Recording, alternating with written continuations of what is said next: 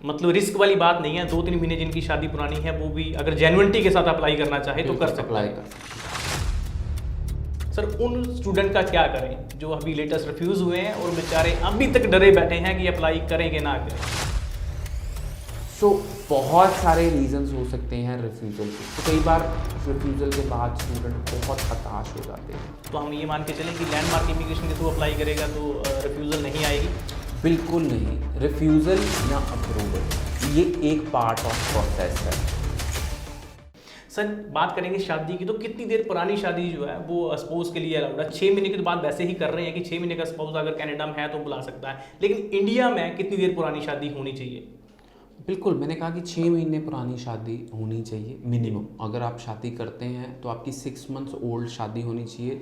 जितनी पुरानी शादी होगी उतना रिलेशनशिप स्ट्रांग होगा। लेकिन अब कुछ एक स्पाउस ऐसे भी होंगे जिनकी लेटेस्ट ही शादी हुई होगी 2-3 महीने पहले, वो तो अभी वेट करें फिर 6 महीने के लिए? थोड़ा सा वेट ज़रूर कर सकते हैं, पर अगर आपके पास स्ट्रांग प्रूफ्स हैं कि आपकी शादी जेन्युइन है तो आप प्रोसीड कर सकते हैं। इसमें जो प्रोसीडिंग का टाइम है, जैसे कि आपने 2-3 महीने पुरानी शादी है तो प्रोसीडिंग में टाइम में 2-3 महीने लगते ही होंगे। 6 महीने का प्रोसेसिंग का टाइम कम से कम आज की डेट में 90 डेज 3 मंथ्स का टाइम है। मतलब रिस्क वाली बात नहीं है। 2-3 महीने जिनकी शादी पुरानी है वो भी अगर जेन्युइनिटी के साथ अप्लाई करना चाहे तो कर सकते अप्लाई हैं। कर सकते हैं। जी बिल्कुल, क्योंकि अगर 2-3 महीने की बात कर रहे हैं हम तो आप भी अप्लाई कर सकते हैं जिनकी न्यू अभी मैरिज हुई है। और सबसे बड़ी बात कि 6 महीने की तो बात है ही है।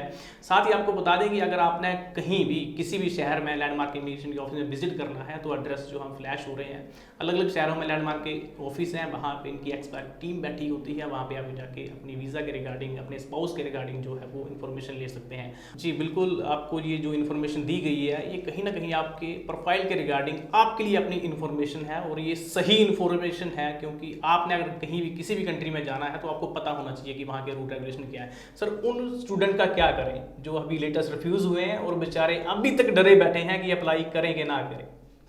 सो पहली बात तो रिफ्यूज़ल आना कोई जी। बड़ी बात नहीं है। अगर आप जेन्युइन डॉक्यूमेंट्स के साथ अपनी फाइल पुटअप कर रहे हैं तो रिफ्यूज़ल आना कोई बड़ी बात नहीं है। You can be refused because you applied in a private college. You can be refused कि आपके फॉर्म सही नहीं भरे।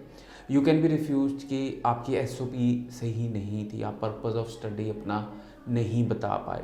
यू कैन बी रिफ्यूज्ड कि जो आपने कोर्स लिया वो मिसमैच था, या जो आपके कोर सब्जेक्ट्स में मार्क्स थे उसकी वजह से आपका कोर्स नहीं सही था और आपको रिफ्यूज़ल आ सकती है। आपकी रिफ्यूज़ल के और भी बहुत सारे कारण हो सकते हैं कि आपने जो शहर चूज़ किया वो सही नहीं था, आपने जो कॉलेज चूज़ किया वो सही नहीं था, या फिर आप जो सिटी में जा रहे हैं वो सही नहीं था। So there can be 100 reasons of refusal.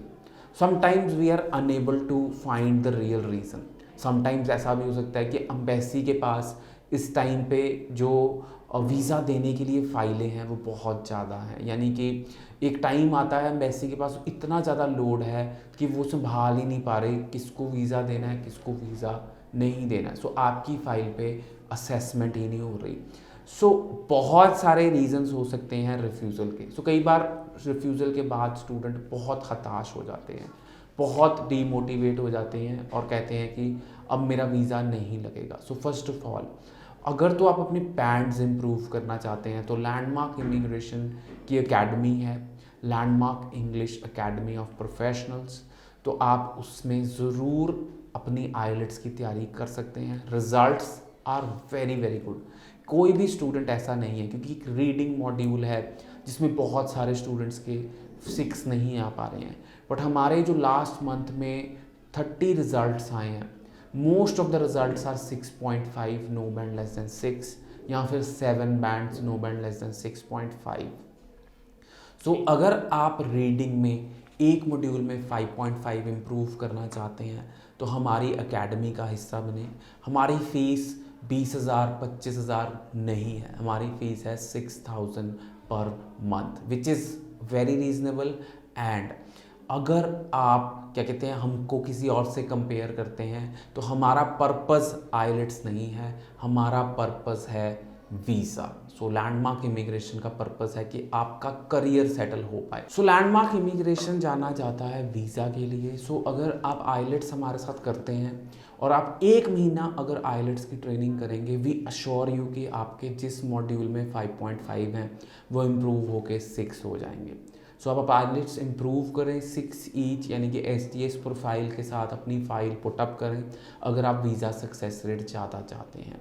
So we will ensure कि आपका वीज़ा, आपका सेटलमेंट प्लान और आपका करियर सही तरीके से हो। बिकॉज जो ये डिसीजन है एक कंसल्टेंट चूज़ करने का बहुत ज़्यादा इम्पॉर्टेंट है, क्योंकि अगर आप सही कंसल्टेंट चूज़ करते हैं तभी आपका वीज़ा सक्सेस रेट अच्छा रहता है। और सही कंसल्टेंट के पास बहुत सारी सर्टिफिकेशंस होनी चाहिए, जैसे कि RCIC मेंबर होना चाहिए, AIRC मेंबर होना चाहिए USA की फ़ाइल प्रोसेस के लिए, यूरोपियन एसोसिएशन के मेंबर है लैंडमार्क, ISEF के मेंबर हैं, नाफ्सा के मेंबर हैं, पंजाब गवर्नमेंट से अप्रूव्ड हैं। सो जितने भी लाइसेंसेस एक ऑर्गेनाइजेशन को रन करने के लिए चाहिए वो लैंडमार्क इमिग्रेशन के पास हैं। और लैंडमार्क इमिग्रेशन की हमेशा ही ये कोशिश रहती है कि आपको 100% जेन्युइन गाइडेंस दी जाए। हम आपको लिटरेट करना चाहते हैं, बताना चाहते हैं कि जो वीज़ा प्रोसेस है वो स्टेप वाइज है, हर कंट्री का डिफरेंट वीज़ा प्रोसेस है। सो मेरे आने वाले वीडियोस में या पीछे वीडियोस में आप देख सकते होंगे हमने कनाडा के प्रोसेसेस डिस्कस किए हैं। ज़रूर सब्सक्राइब करें हमारा यूट्यूब चैनल। और अगर आप बच्चों के टेस्टिमोनियल देखना चाहते हैं तो हम हमारे यूट्यूब चैनल पे अब टेस्टिमोनियल नहीं डालेंगे, बिकॉज बहुत सारे वीडियोस ऐसे हो रहे थे जो स्टूडेंट्स नहीं देख पा रहे थे। सो अगर आप टेस्टिमोनियल्स देखना चाहते हैं तो हमारे फेसबुक या इंस्टाग्राम पे स्टूडेंट्स के टेस्टिमोनियल्स देख सकते हैं। जो सुन रहे थे, शो देख रहे थे, उनको पता होगा, आपने सुना कि लैंडमार्क इमिग्रेशन का जो मोटिव है वो वीज़ा लेके देना है, मतलब कि आपके वीज़ा के ऊपर काम करना है, आपके प्रोफाइल के ऊपर काम करना है। तो हम ये मान के चलें कि लैंडमार्क इमिग्रेशन के थ्रू अप्लाई करेगा तो रिफ्यूज़ल नहीं आएगी? बिल्कुल नहीं। रिफ्यूज़ल या अप्रूवल ये एक पार्ट ऑफ प्रोसेस है।